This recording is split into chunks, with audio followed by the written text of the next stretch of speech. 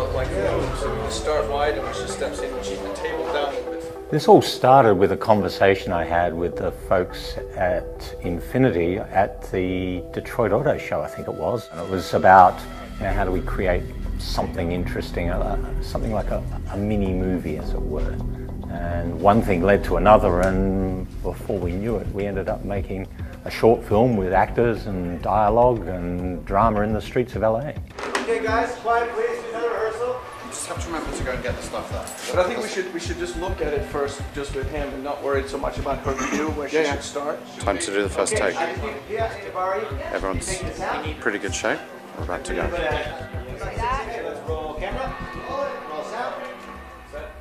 Cameras are set. Ready. And action.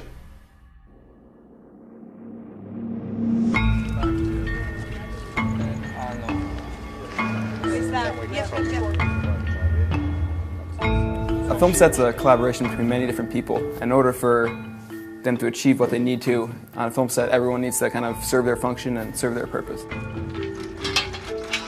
Yeah, do you want to do the rack focus? The director and the director of photography, also known as the DP, is probably the most important collaboration on set because ultimately the DP is responsible for the image. So they kind of collaborate, and then the DP from there takes what the director wants and then instructs what everyone else needs to do to achieve that.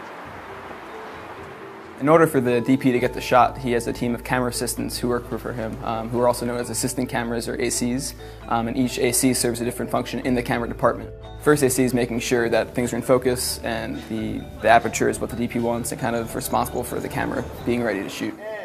Action. There's many different ways to move the camera on set.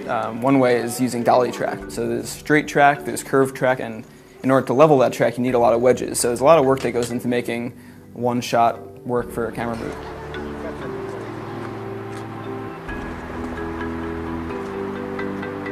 And cut. And cut. Cut. Go again. Cut. Going again. Back to one. Going again right away. End of the second day. Another long one. The sun's coming up. But as Angus just pointed out, we're actually reached the exact time that the film is set in. So right now, technically, we're all headed off to Elysian Park. The gaffer is the chief lighting technician. He works with the director of photography to achieve the lighting and the quality of light that the DP wants on the set. He works with a crew of lighting technicians and also the key grip who work with all the C-stands and the flags to kind of control the light and get it exactly right. So we're here last day on the shoot.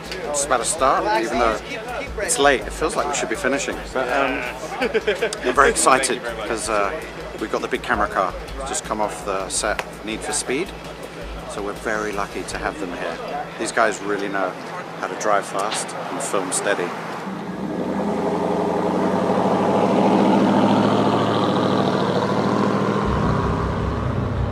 One of the really cool things was the camera car that we used to shoot some of the scenes, like particularly in the tunnel. The driver and the boom operator and the camera head operator, when they say we want to do this, they have to know in their head, well that means I'll do this while he's doing that and the other guy's doing this, and we'll end up with the shot that we want.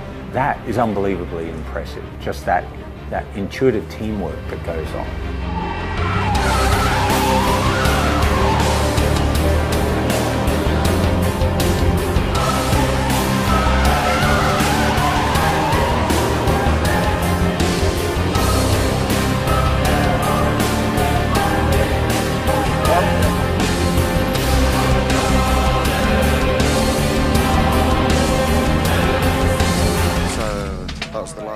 Shot of the shoot, and we haven't started editing yet, but I think it went pretty well.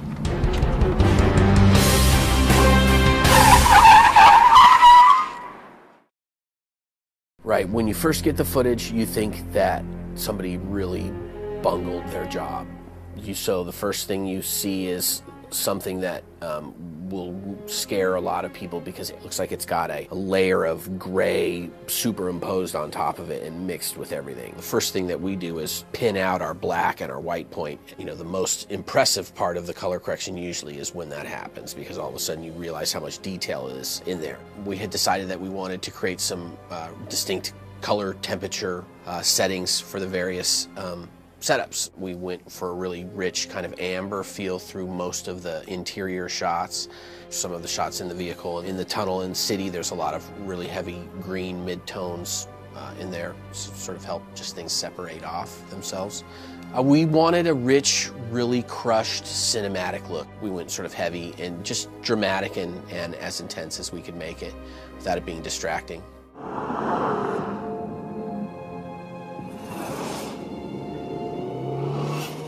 For this type of piece, not only to build intensity and to help the action along, you have, when you're sculpting in 3 dimensions in sound, you have the ability to route frequencies around, and sound plays a really powerful role in how you perceive the piece. So in my opinion, I think it's at least 50%.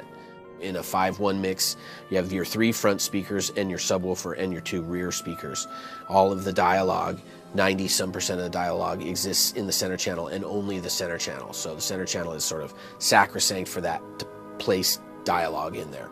So it's got just that single channel to itself, so you're able to do a lot of more intricate things with the sound in the rears and on the sides and still have that dialogue punch through.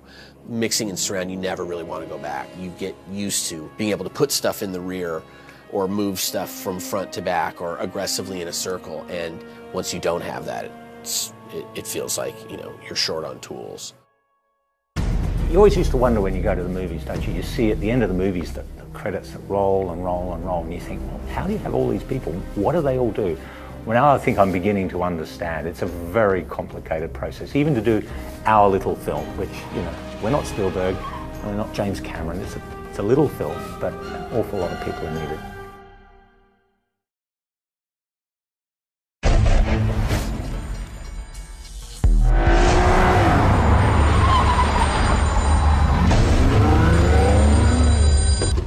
Yes. You've 8 minutes.